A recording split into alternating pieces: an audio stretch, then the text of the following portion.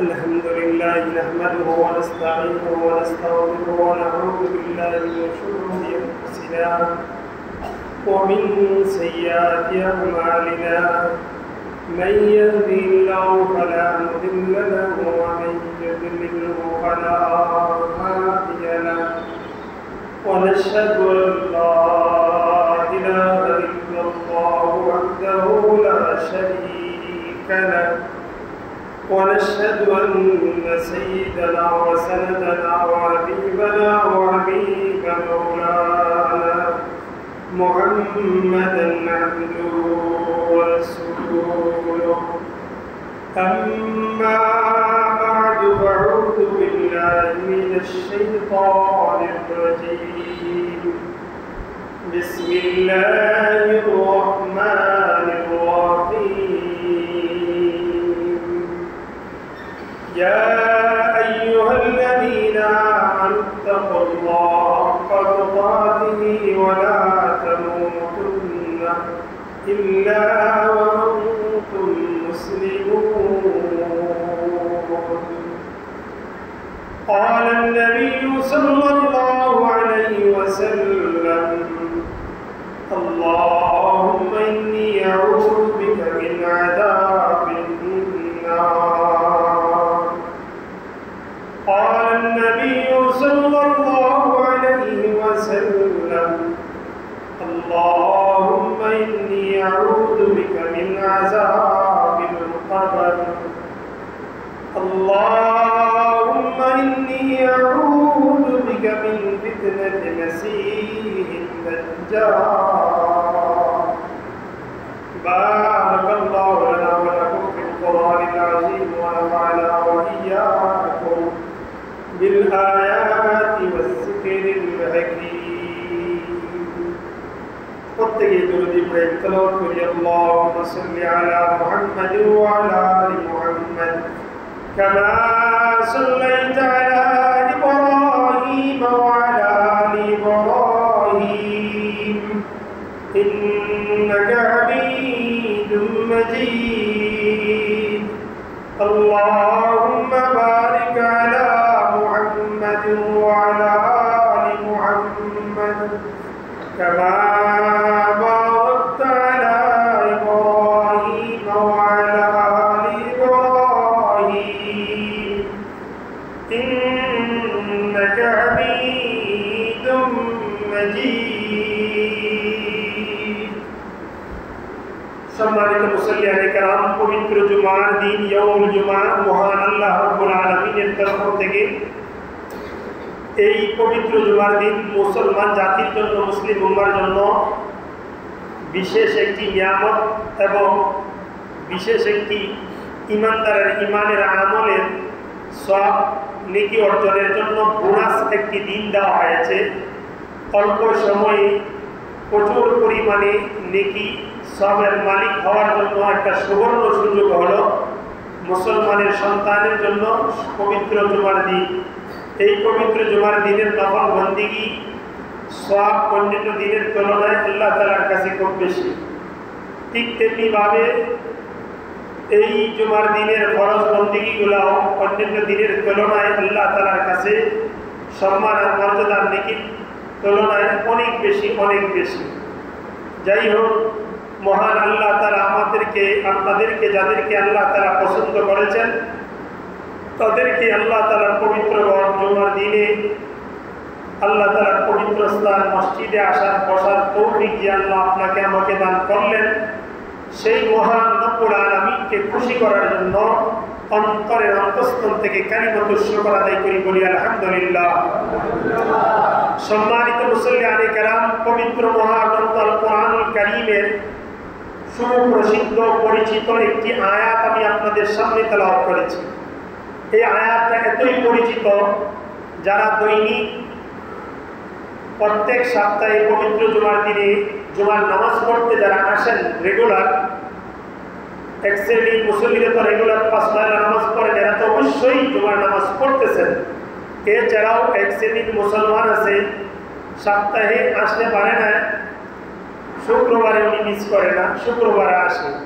তো ওই সমস্ত মুসল্লিয়ানে কেরাম আর দৈনিক 5 বেলার মুসল্লিয়ানে কেরাম যারা পবিত্র জুমার দিনের নামাজ পড়েন, খুব খেয়াল করে দেখবেন পবিত্র জুমার নামাজ শুরু হওয়ার আগ মুহূর্তেই মসজিদের ইমাম সাহেব, খতিব সাহেবরা আরবি ভাষায় একটা খুতবা দেন।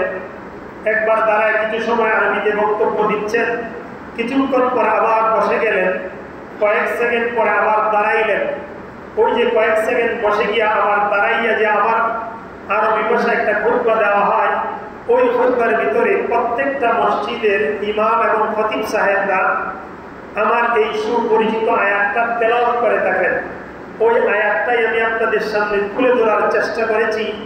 এই আয়াতের দ্বারা আল্লাহ আপনাকে আমাকে কি মেসেজ দিলেন, কি বুঝাইলেন, কি সংবাদ দিতে চাইলেন, ওই সংবাদটুকু আমি আমার মহানবী মুহাম্মদুর রাসূলুল্লাহ সাল্লাল্লাহু আলাইহি ওয়াসাল্লামের ভাষ্য অনুযায়ী, হাদিসের ভাষ্য অনুযায়ী, কোরআন এবং হাদিসের সমন্বয়ে এই আয়াতের সারমর্মটা আপনাদের সামনে তুলে ধরার চেষ্টা করব, যদি আল্লাহ আমাকে তৌফিক দান করেন।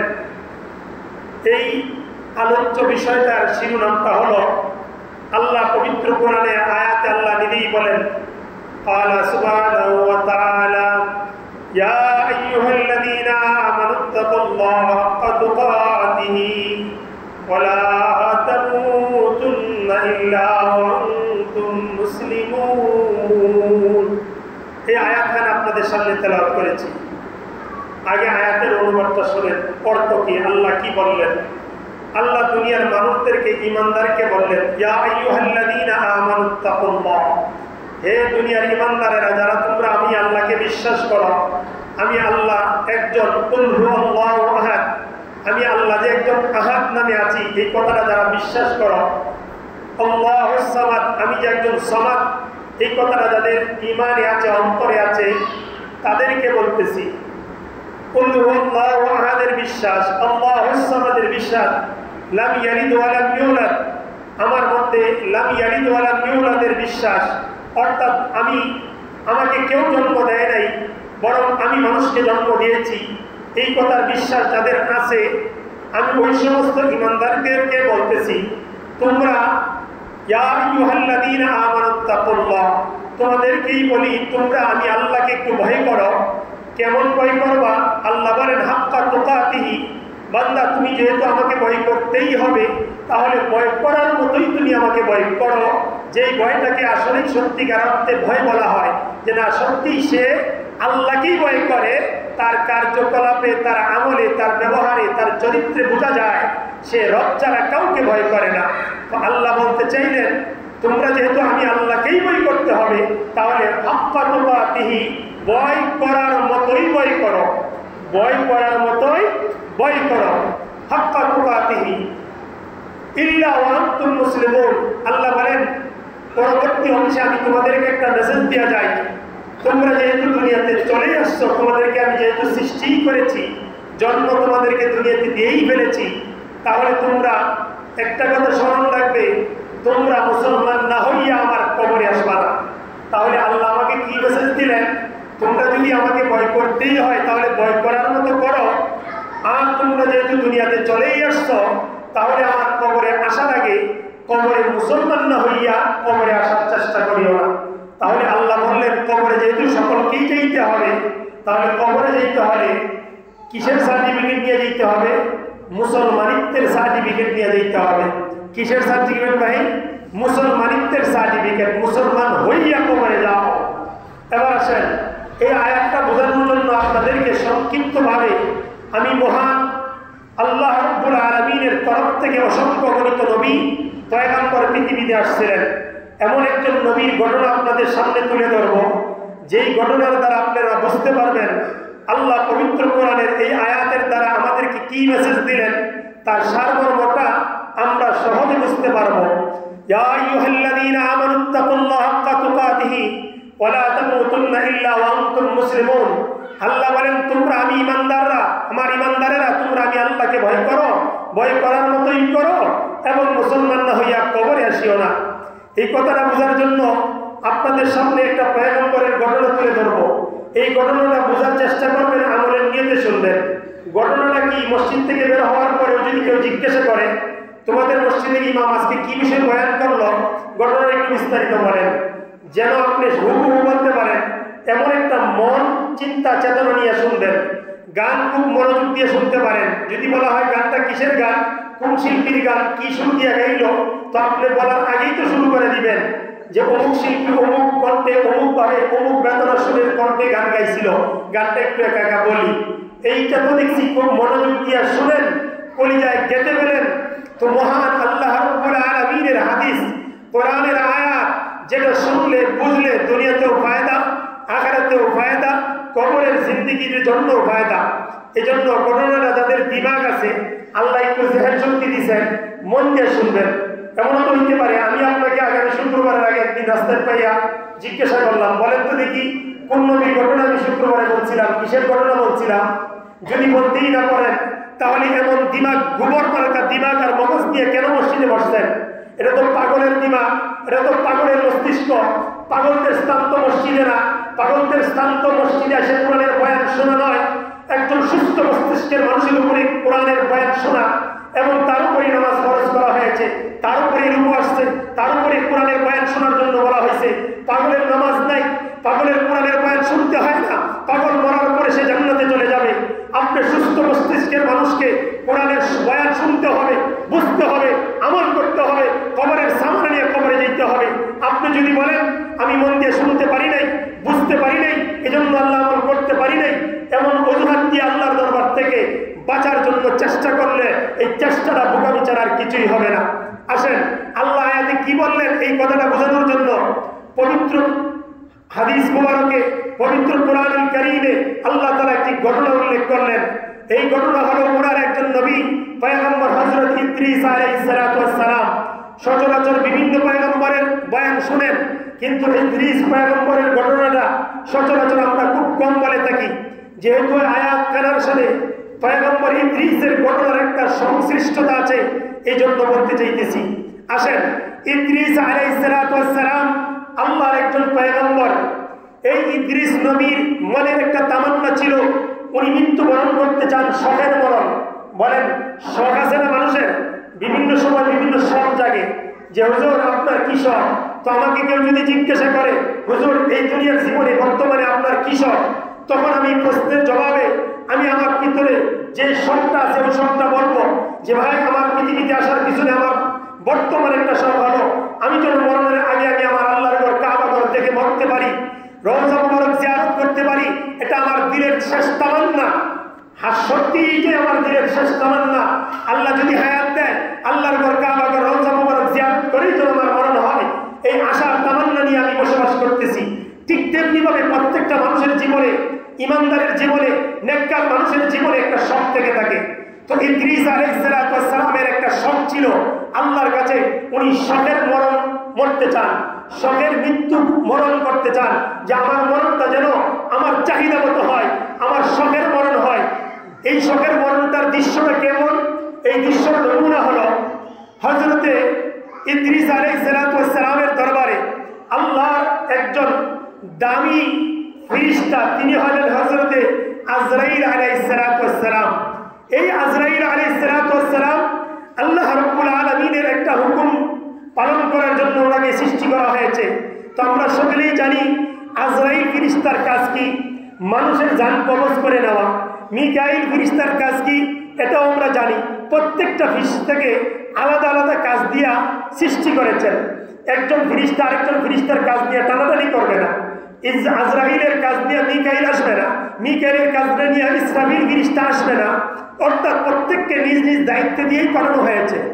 আজরাইলের কাজ হলো প্রত্যেকটা মানব জাতির জানটা কবজ করে নেওয়া, অর্থাৎ মৃত্যুর সাহায্যকে উপভোগ করানো। তো আজরাইল তার মনেরও একটা শখ ছিল, তার মনেরও কি ছিল? একটা শখ। এইদিকে ইদ্রিস পয়গম্বরের দিলের শখ হলো শখের মরণ, আর আজরাইলের একটা শখ ছিল। তো আজরাইলকে আল্লাহকে বলতেছে, আল্লাহ আমার একটা শখ ছিল, বড় আশা ছিল, তামান্না ছিল, তোমার নবী ইদ্রিস পয়গম্বরের সাথে আমি বন্ধুত্ব করব। তাহলে বলেন তো দেখি, আজরাইলের ইচ্ছার তামান্না হলো, শখ হইল আমি আপনার নবী ইদ্রিস পয়গম্বরের সাথে বন্ধুত্ব করতে চাই। আপনি যদি অনুমোদন দেন তাহলে আমি ইদ্রিস পয়গম্বরের কাছে যাইতে পারি। কেন? আমি তো মানুষের জান কবজ ছাড়া কারো কাছে যাওয়া যায় না, এই অনুমোদন আমার নাই। তো আল্লাহ বলেন, হে আজরাইল, তুমি এক কাজ করো, তুমি তো আমার হুকুম পালন করো, তুমি একটা শর্ত করছো আমার নবী ইদ্রিসের সাথে বন্ধুত্ব করবা, যাও তুমি বন্ধুত্ব করার জন্য ইদ্রিসের সাথে সাক্ষাৎ করতে পারো। আসলেন আজরাইল আলাইহিস সালাম ইদ্রিস পয়গম্বরের কাছে, আসে সালাম দিলেন, মুআনাকা করলেন, সবকিছুই বিনিময় হয়ে গেল। ইদ্রিস নবী জিজ্ঞাসা করলেন, কি ভাই আপনার পরিচয় কি? ইদ্রিসের প্রশ্নের জবাবে আজরাইল বলে, ভাই আনা জিবরাইল, আনা আজরাইল, আমি আজরাইল আলাইহিস সালাম। কি খবর? আপনি আমার কাছে তো আসার কথা না, আপনি তো আপনার কাজ দিয়ে আসেন, কি খবর? আমার কি সময় হয়ে গেছে? তো আজরাইল আলাইহিস সালাম বললেন, না ভাই ইদ্রিস, আপনার এখনো যাওয়ার সময় হয়নি, তাহলে আপনি আসলেন কেন? আজরাইল বলতেছে, হে ইদ্রিস পয়গম্বর, আমি আল্লাহর কাছে একটা তামান্না করেছিলাম, আমি আপনার মতো নবীর সাথে বন্ধুত্ব করতে চাই, আপনি কি আমার বন্ধু হবেন? হযরত ইদ্রিস আলাইহিস সালাম প্রশ্নের জবাবে বললেন, হে ইদ্রিস, আজরাইল, তুমি যদি আমার সাথে বন্ধুত্ব করতে চাও তাহলে আমার 3টা শর্ত আছে, ওই 3টা শর্ত যদি তুমি পূরণ করে দিতে পারো তাহলে আমি তোমার সাথে বন্ধুত্ব করতে পারি। কারণ কি? কারণ হলো আমি সেই মানুষের সাথে যার সাথে মনে চায় তার সাথে আমি বন্ধুত্ব করি না। আমার 3টা শর্ত যদি তুমি পূরণ করতে পারো তাহলে তোমার সাথে আমার বন্ধুত্ব মজবুত হবে, আমি বন্ধুত্ব করবো। আসেন সেই শর্ত 3টা কি সংক্ষিপ্তভাবে বলার চেষ্টা করব। এই শর্তগুলো শোনার জন্য, বোঝার জন্যই কিন্তু আমি পবিত্র কোরআনের এই আয়াতখানা তেলাওয়াত করেছি, আর কোনো উদ্দেশ্য নয়। হযরত ইদ্রিস পয়গম্বর বলেন, হে আজরাইল, তুমি যদি আমার সাথে বন্ধুত্ব করতে চাও 3টা কাজ, 3টা শর্ত আমার পূরণ করো, তাহলে তোমার সাথে আমার বন্ধুত্ব হয়ে যাবে। 1 নম্বর শর্ত হলো, হে আজরাইল, আমার 1 নম্বর শর্ত হলো, আমার ইচ্ছা হলো আমি মানুষের মরণের সময় মৃত্যুর যন্ত্রণা কেমন হয়, মৃত্যুর কষ্ট কেমন হয়, আমি কষ্টটা অনুধাবন করতে চাই। তুমি আমাকে এই মুহূর্তে মরণ দাও, মরণ দিয়ে আমাকে মৃত্যুর যন্ত্রণা বোঝার মতো ব্যবস্থা করে দাও। এই মুহূর্তে আজরাইল আল্লাহর কাছে ডাক দিলেন, আল্লাহকে বললেন, আল্লাহ, আমি তো তোমার কাছ থেকে অনুমোদন নিয়ে আসলাম বন্ধুত্বের দাবিতে, এখন তোমার নবী বন্ধুত্বের জন্য 3টা শর্ত চলে দিল। 1 নম্বর শর্ত, সে নাকি মরণের স্বাদ বুঝতে চায়, তাকে এখন মরণ দিব। এই মরণ দেওয়ার জন্য তো তোমার অনুমোদন প্রয়োজন, তুমি আল্লাহ তোমাকে এখন অনুমোদন দেওয়া যে ইদ্রিস পয়গম্বরকে মৃত্যু দিয়ে দেব। আল্লাহ, তুমি ইদ্রিসের শর্তটা পূরণ করে দাও, তুমি অনুমোদন দিলে আমি তার জানটা নিয়ে যেতে পারি আর তাকে মৃত্যুর যন্ত্রণা বোঝার মতো একটা ব্যবস্থাপনা করে দিতে পারি। আল্লাহ বললেন, হে আজরাইল, যাও, আমার বন্ধু যেহেতু মরণের স্বাদ বুঝতে চায়, অনুমোদন দিলাম, কিন্তু সাবধান, মৃত্যুর পরক করেই আবার তাকে তার ভিতরে তার জানটা ঢুকাইয়া দিবা, সেজন্য পুনরায় জীবিত হয়ে যায়। মরণ অবস্থায় তাকে বেশিক্ষণ রাখবা না, মৃত্যুর যন্ত্রণা বোঝার সাথে সাথেই তার জানেরটা তার কলিজার ভিতরে ঢুকাইয়া দিও। আজরাইল আলাইহিস সালাম ইদ্রিস পয়গম্বরের জান কবজ করে নিলেন, মৃত্যু হয়ে গেল, সাপ বুঝলেন, সাথে সাথে তার ভিতরে জানটা আবার প্রবেশ করাইয়া দিলেন।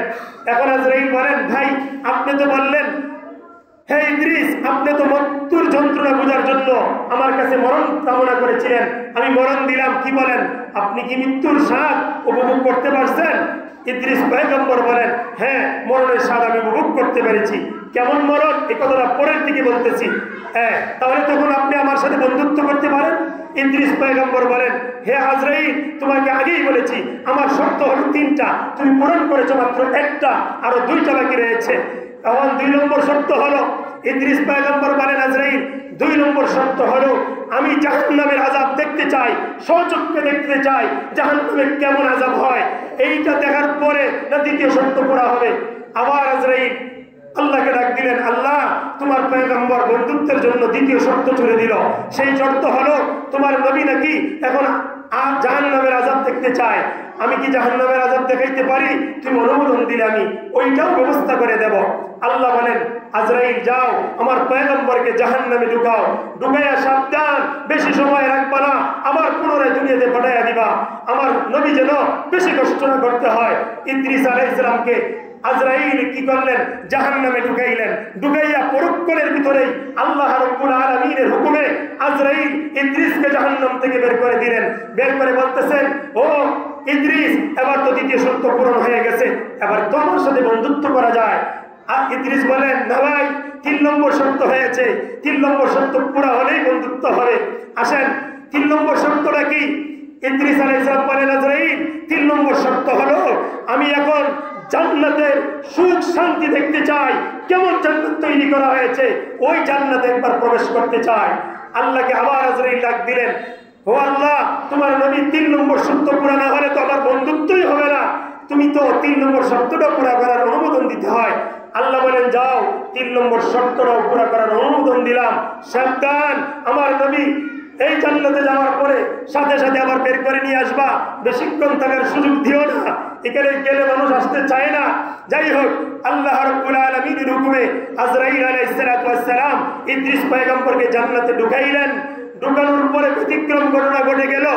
ইদ্রিস আলাইহিস সালাম জান্নাতে যাওয়ার পরে আজরাইল লাগতেছে, ভাই এবার চলে আসেন জান্নাত থেকে। ইদ্রিস তো আর জান্নাত থেকে বের হয় না। কি খবর? আপনার শর্ত পূরণ করলাম, বন্ধুত্ব হবে, এখন তো আপনি জান্নাত থেকে বের হন না। ইদ্রিস আলাইহিস সালাম আজরাইলকে প্রশ্নের জবাবে বলতেছে, এ ভাই, আপনি তো শুনেছেন, আপনি তো জানেন আল্লাহর সিস্টেম, আল্লাহর কারিকুলাম, আল্লাহর বিধান হলো জাহান্নামে মানুষ একবার যায়, 2 বার যায় না। আমি সুতরাং জাহান্নামে একবার গেছি, 2 বার যাওয়ার প্রশ্নই আসে না।